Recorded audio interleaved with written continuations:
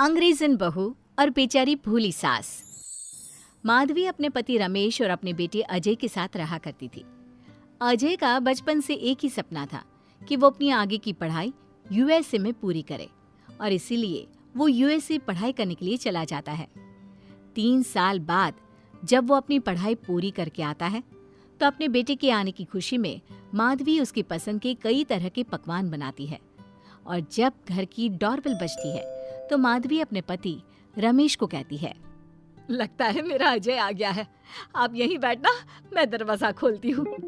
माधवी जल्दी से जाकर दरवाजा खोलती है तो दरवाजे पर अजय के साथ एक लड़की को देखकर वो अजय से पूछती है, ये कौन है बेटा? माँ, ये ग्रेटी है। हम दोनों यूएसए में साथ ही पढ़ते थे और अब ग्रेटी इस घर की बहू है। क्या बहू? अरे बेटा, तूने शादी कर ली और बताया भी नहीं। कम से कम अपनी माँ को बता तो देता कि तू अपने साथ इस घर की बहू लेकर आ रहा है। मैं बहू के आने की कुछ तैयारी तो कर लेती।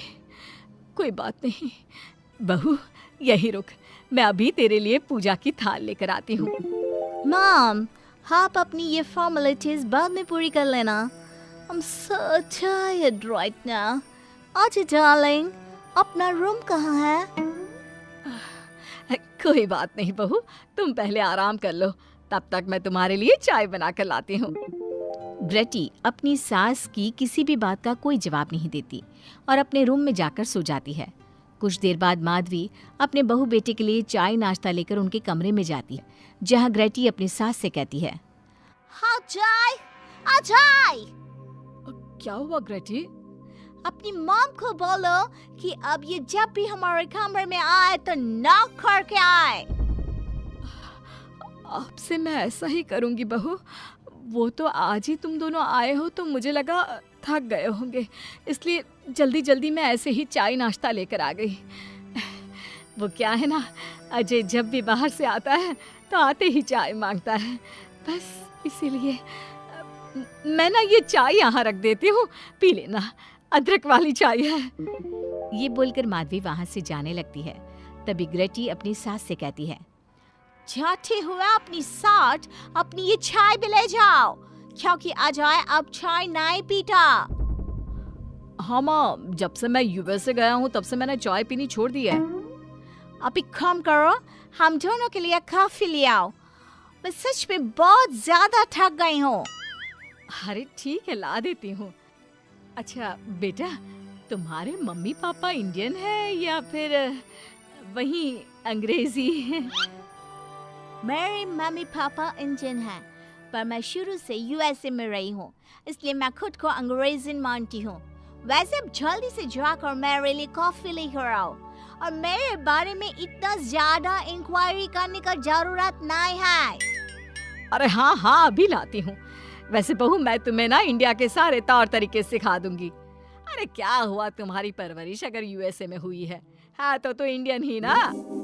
आपसे ज्ञान नहीं मांगा है, अब कुछ देर के लिए हम दोनों को अकेला छोड़ दो प्लीज, हाथ छोड़ता है।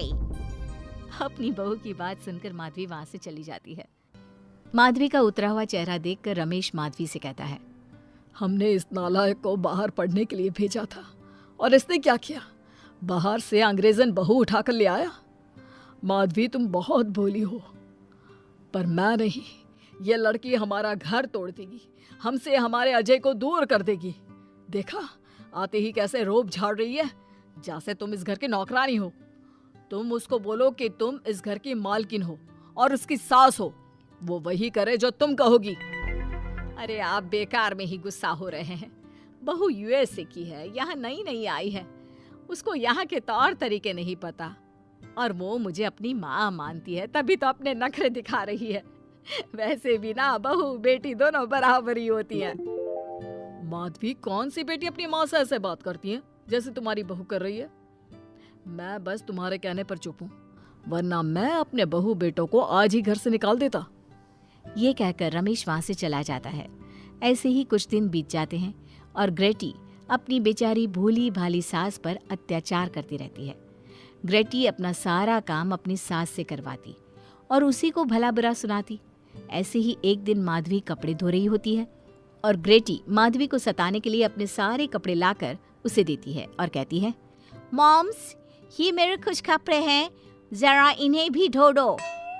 इतना बोलकर ग्रेटी तैयार होकर घर से जाने लगती है। तभी माधवी उससे कहती है, बहू, आज तुम्हारे ससुर के दोस्त के घर में एक छोटी सी पार्टी है। उन्होंने सह परिवार बुलाया है। मैं चाहती हूँ कि तुम और अजय भी आज हमारे साथ वहाँ चलो और आज ना साड़ी पहनना।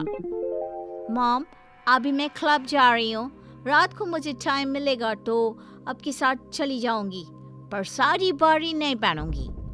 ये कहकर ग्रेटी वहाँ से चली जाती है। शाम हो जाती है। सब ग्रेटी के घर आने का इंतजार करते हैं और इस वजह से कोई भी पार्टी में नहीं जा पाता। इंतजार करते करते रात के 12 बज जाते हैं। 12 बजे रात को ग्रेटी नशे की हालत में जख्मी घर आती है। अपनी बहू के सर और हाथ पर लगी चोट देखकर माधवी परेशान हो जाती है और जल्दी से फर्स्ट एड का बॉक्स लाकर अपनी बहू के सर पर पट्टी करती है।